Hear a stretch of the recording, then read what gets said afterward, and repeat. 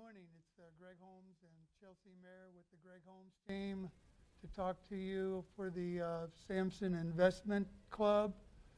What I thought we would do today is review 3 properties that we are in the process of flipping over in Falls Church. We were fortunate enough to obtain 3 properties on the same street and pretty close to each other. One is 6720 Barrett Road, one is 6718 Barrett Road, and one is 6726 Barrett Road. 6718 is completed and sold.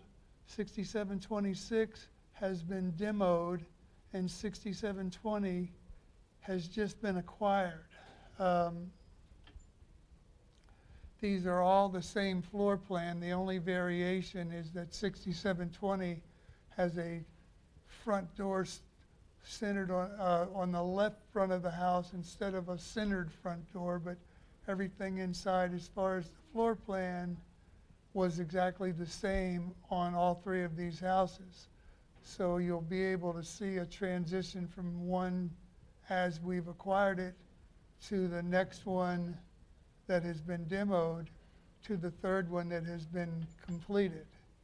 Now, these houses are roughly 800 square feet on the main level, and then they have a staircase upstairs, but being a Cape Cod, and originally these houses didn't have any dormers or any extensions, so there's limited standing space on the upper level as is. I'm 6'4", and I can only stand up in the probably a 2 feet center of these houses. Now, even though they're 24 feet front to back, the back wall of the house and the front wall of the house are inset 7 feet from the front and 7 feet from the back, which means there's only 10 feet of finished flooring upstairs. And of that 10 feet of flooring upstairs, there's only about anywhere from 18 inches to 30 inches of what we would call full height in the middle of those rooms. And that full height is by no means what we would consider full height, being 8-foot ceilings. These are anywhere from 6'4" to maybe 7 feet in that full standing room. The reason we can work with that house in a format with those low ceilings is that we would be grandfathered in if we kept the original upstairs. But what we've done on the first 2 is we have just sawed these off at the 2nd floor and basically turned these from a Cape Cod to a colonial, as you will see. So we'll take a look at this 6720. Now, this one was just acquired, and since we were working and finishing 6718, we got to know the son of the lady that lived in 6720, and he was moving her in with him and said that he would be interested in selling this house. So we bought it off market, and we bought it for $440,000, which is an incredible purchase because the lowest house listed in Falls Church now is $500,000, and that is a rambler on one level, which doesn't even have the benefit of having any finished space upstairs. So I would say that this house was bought $100,000 under market, and when you're flipping houses, the majority of your profit comes from your acquisition price. It's very rare to be able to buy something on market. Number one, they're going to ask more, and number 2, there's going to be competition for it because there are so many flippers in the marketplace that are trying to locate the same thing we are. So we were fortunate enough that this gentleman was capable and willing to sell this at $440,000. Now, starting through this house, we're going to start on a video, and then I'm going to pause it a little bit.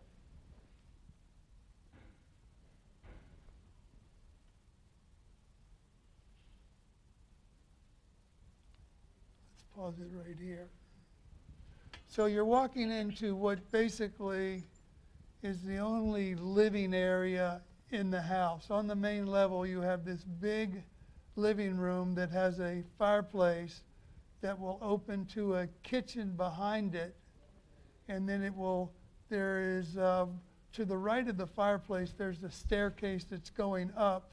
And then behind that staircase is a hallway that leads to 2 bedrooms and a bathroom. And there's where you lead and go into the kitchen. So you're not only are your washer dryer having to go into this kitchen, but your utility room is under the steps, and that's where the furnace, and let's go back to that furnace for a second. Mm-hmm. That furnace is probably the original in the house from 1950. Hot water heater's been changed. But so therefore, on that main level, you have one living room, the 2 bedrooms, a bathroom, and a small kitchen. Baseboard heat, no air conditioning. So now these are the 2 bedrooms. They're small, maybe 11 by 10. Little closet.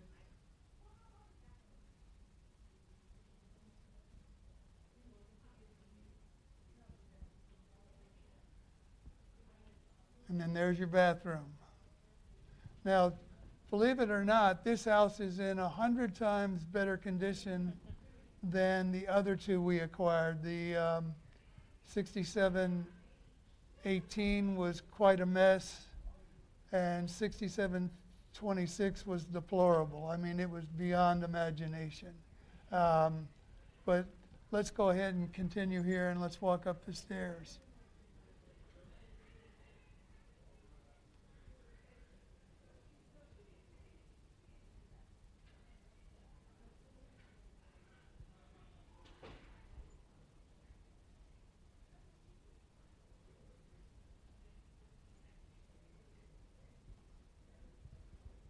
Okay, as you'll see here, you've got a narrow walkway down the center, but your fireplace and your closet is using that space. This is from the far side, looking back towards the staircase. This was what was used as a bedroom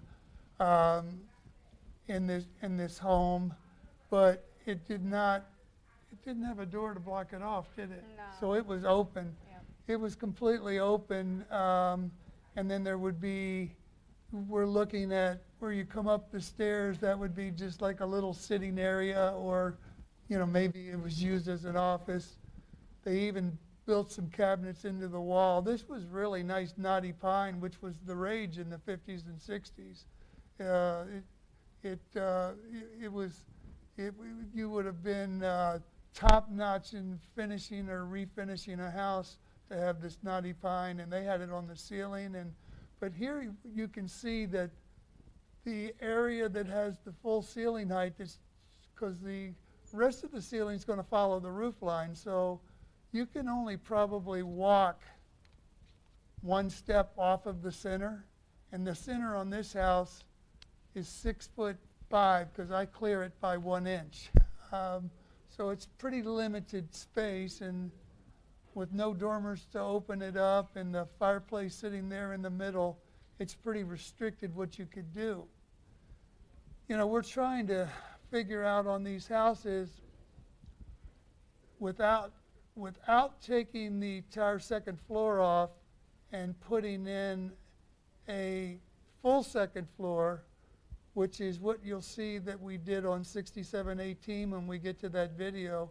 This little cramped space becomes enormous because you're going 7 feet towards the back, 7 feet towards the front, then you're raising to normal 8-foot high ceilings, and you're going to have an incredible amount of space to work with. But the question now becomes, well, what if we don't want to do that? What if we want to work with this existing upstairs? To do that, there's really not any way without moving the staircase so that it would dump into the middle of the house to be able to do more than one bedroom in this existing setup. Because with the staircase dumping in towards one end of the house, you couldn't have two bedrooms because you would have to go through one to get to the other one. And it would be pretty trapped with a full wall there behind the staircase. Then the question would be, where could you get the closets? And so one thing that could be done is what we're thinking about possibly is putting two six-foot dormers on the front of the property and then putting a full dormer on the back of the property. By doing that, we could create easily 2 bedrooms and a bathroom up there, which would really, really be a nice look. And add a lot of value. Yeah, it would add a lot of value, and now we're dramatically saving on the cost of taking the roof off, because when you're putting this 8-foot second story up, you've then got to go up with the trusses up above the 8-foot mark, and then you're spending an awful lot of money, especially where the lumber prices are today. Sidebar in there for just 1 second. A 2x4, an 8-foot 2x4 last March pre-COVID was in the low $2. 3 weeks ago, it peaked at $8.69. So it had quadrupled in retail price, which is funny because it didn't, when you look at lumber futures, it didn't quadruple. It only doubled or maybe 2.5 times. But to get to the end user, it quadrupled. We've seen a little bit of a comeback finally, like a 2x4 now. Was it 2, went to the high 8s, and now it's back to 625. So we're seeing a little bit of break on the framing material. But the biggest problem is the plywood. The 4x8 plywood was $12 or $13 a piece. It got up to $60, and it's still at $51. So you're talking almost 5 times the cost of plywood to be able to do something. And that's why we're thinking on this house of not taking the roof off and just working with 2 front dormers and working with a back dormer that would give us full height on about 12 feet of the space upstairs, which would be really nice. Maybe even 14 feet of the space upstairs would have full height. So that way you could work with getting a bathroom up there and also getting 2 bedrooms up there. That would take relocating the staircase so that we dropped it in the middle, so you would come up between the 2 bedrooms and then walk right into a bathroom. So this is what an acquisition looks like on what we're working with. Let's move to one that we've demoed. Now this one here, we got that this is the best price we've gotten on one of these houses, and you'll see here on the front that the door is in the center as opposed to being on the front to being on the left. But we were able to acquire this one at $415,000. Again, they're all built in 1950. The footprints are basically the same.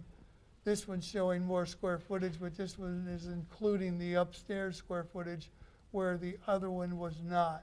So let's take a quick look at one that's been demoed.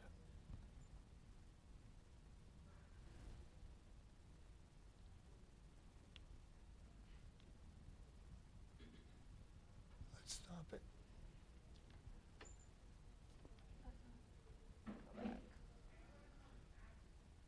Spoiled you there a little bit with the picture of a finished one.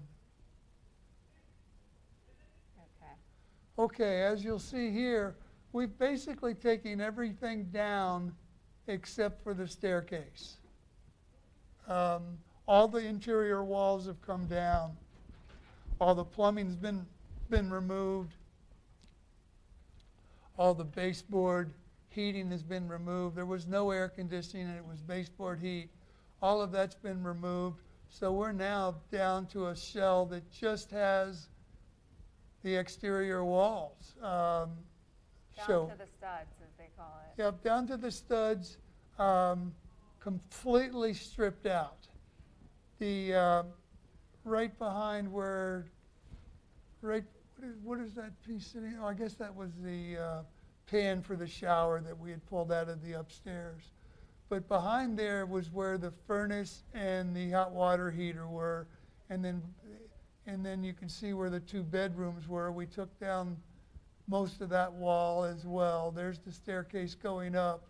The kitchen would be back behind what you're looking at now, right through there. Behind that bathroom would have been the kitchen.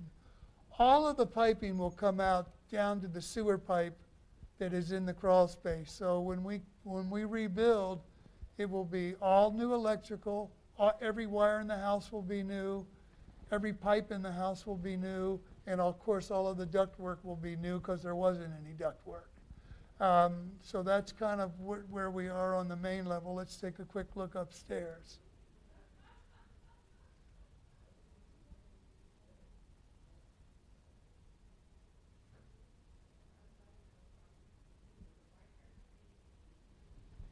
Go back just a little bit so they can see.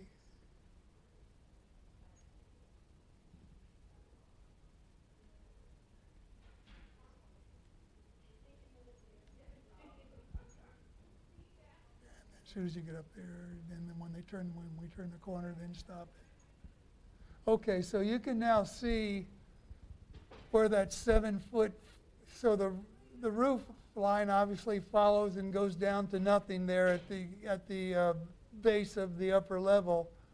So in order to have a wall, the wall was 7 feet out, and you can see the different coloration of the flooring there where that wall came out. So now that you open it up, you see how much more space floor space there actually is, and there's that on the front and on the back, which gets you back to 24 feet times 35 feet, which would be a big second floor if we took that roof line and went straight up with it, which is what we'll do. Let's look a little bit more up here. Now we took the chimney out because it was just too cumbersome in this house coming right up the middle there. And see, now this opened up the center of the house dramatically. And the thought process on that, yes, it would be nice to be a fireplace, but this fireplace was not usable. To make it usable, we would have had to put a new liner in. It would have cost at least $8,000 to put a liner in it. Then we would have had to extend it about 12 feet to get it up through the new second floor roof line. So it became far more efficient to pay somebody $1,500 to knock it apart and haul it away. And it gave us more space in doing it that way. So that's what we're looking at, stripped down to the studs again. It was a mess with all the insulation that was up there. This is where this was a pile that we threw out the window. I mean, it was amazing what was up there. Absolutely amazing, but we were somehow able to get it all out through the little window on the end of the house. And what we do try and do also is recycle a lot of the materials. We donate a lot as well. Obviously, most of the demolition construction materials goes to the landfill, but we do try and find ways to reuse and recycle a lot of what we can salvage. That's a great point.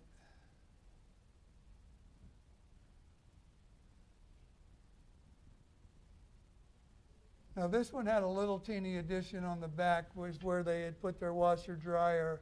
That'll be torn off.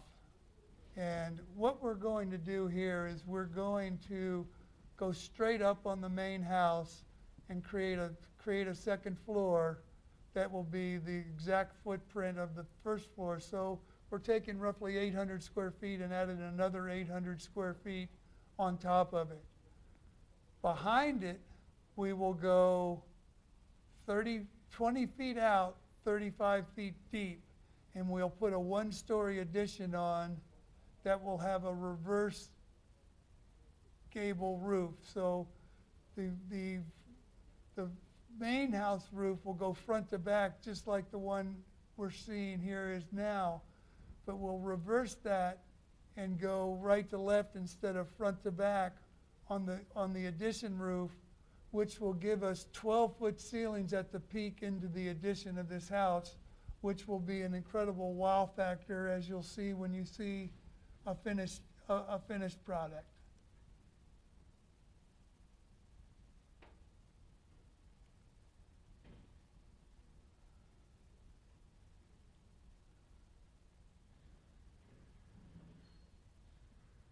Okay, so now on to Now the final stage. This is the final stage. This is finished and sold. Now just some background on this. We paid $447 for this house. It looked exactly like the other two that we showed you. We took the second floor off, took the walls straight up, and turned a Cape Cod into a colonial. Did some nice vertical and horizontal mixed siding that I think turned out really well. Put a covered front porch on it. Put a gable on the roof that matched the front porch and gave it a really, really attractive view. The only thing we saved from the house was the little window on the right. And I like to try to save a few things from the original house so that gives it a little character and charm. And so we saved that little window as opposed to ripping that out and making it look like every other house. Fenced it in, landscaped it, did an incredible stacked stone staircase and double wall. There's a double wall there. You can barely see the front of the first one at the curb, but and then built a rose garden and just gave it some incredible curb appeal. Did a massive amount of tree removal, front and back. I think we took 15 trees down. And now we have this big, beautiful open backyard, but it wasn't like that. And then there were a lot of trees in the front yard. We saved one and then trimmed it up above the house. And just didn't want to go completely bare in the front. But this house was purchased for $447 and sold for $956. We ended up taking 800 square feet on the main level plus a little bit of usable space in the Cape Cod, and it turned it into 2,350 square feet. Let's go ahead and walk through this. And you can actually see the house that we just acquired right next door, 6720 Barrett, to give you an idea of kind of what it could have looked like before we went up.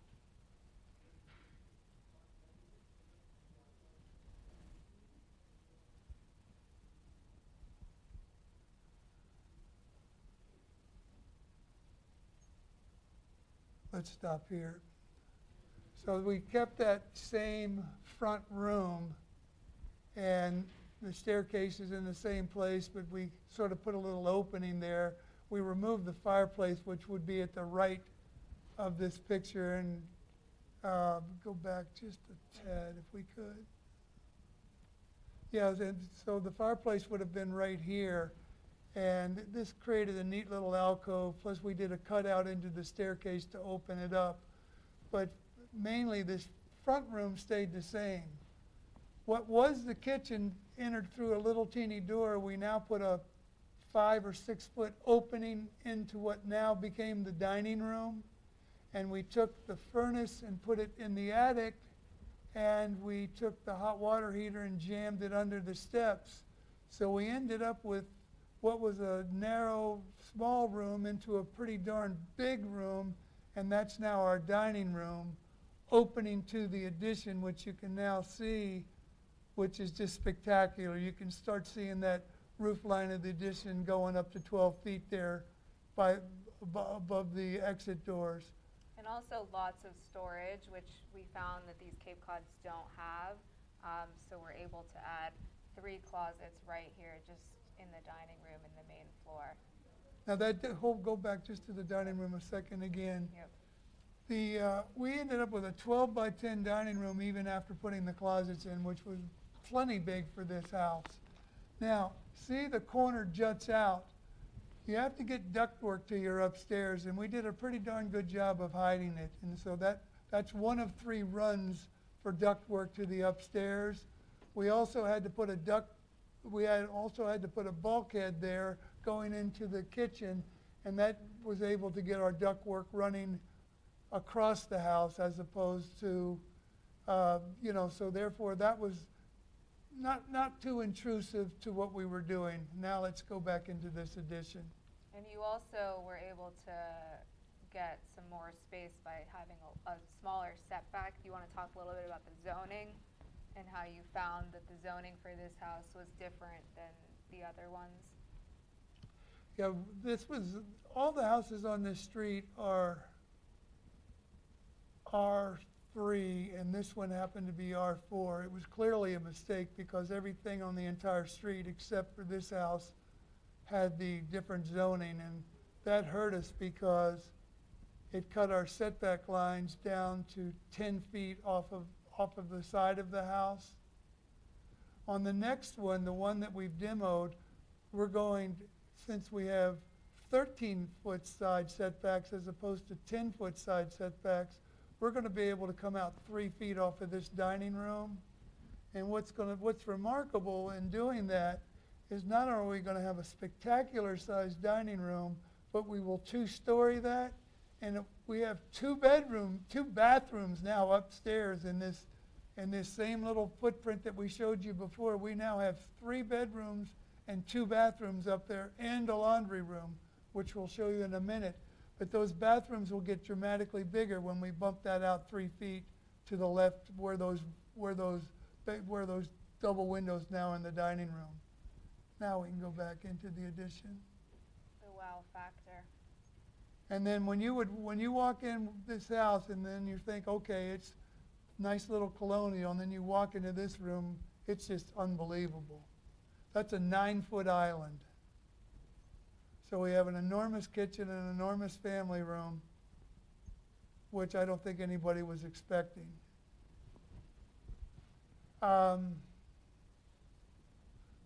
We're using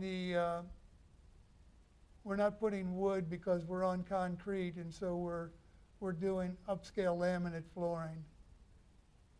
But we have cabinets on both sides of this island, so it's a 48-inch base, 2 24-inch cabinets back to back.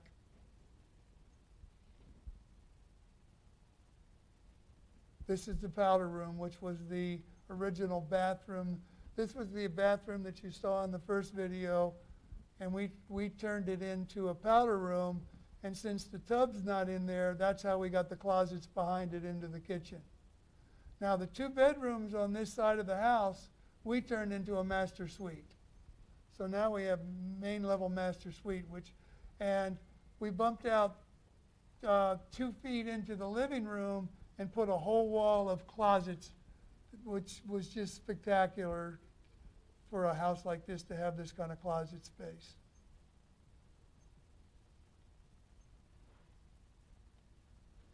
"60-inch vanity and a 5-foot shower. It's one of my favorite baths we've ever done. And now here's that same ugly staircase. Now the only place we used hardwood was on the staircase, and we put 1-inch steps and 1-inch risers and then stained it. And we stained it a little bit different than the floor coloring up and down to give it a little transition, but I thought that just turned out spectacular.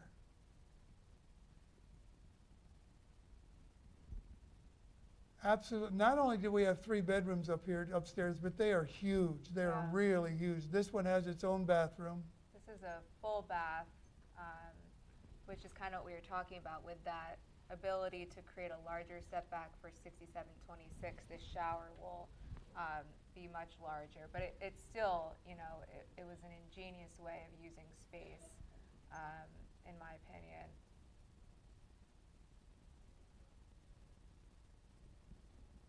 And this bathroom serves as the other 2 bathrooms that are upstairs. Kept the same same vanity tile, but then changed up the bathroom tile, the tub tile. Here's a full-size laundry room upstairs as well. And then 2 additional bedrooms. And Huge this, closets. yeah, this one even has a walk-in. You did a great job with this video. Great product.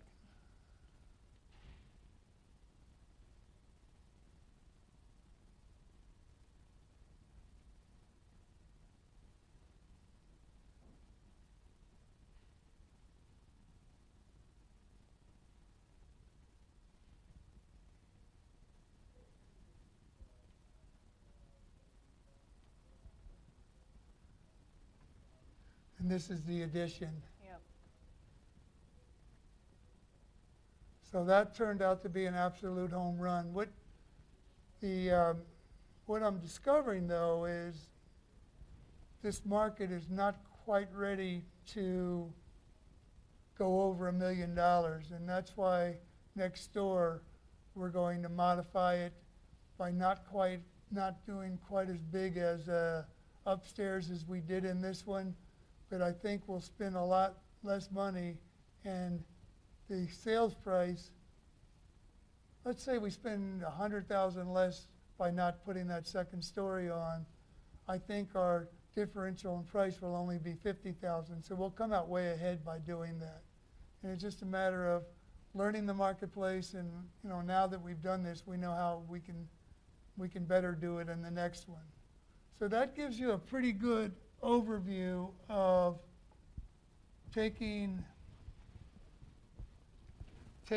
a look at what does a flip really look like. So we were able to show you a house that we acquired, a house that we've demoed, and a house that we completed and sold. And it's pretty rare to be able to do 3 of them that are identical properties, especially on the same street within 5 houses of each other.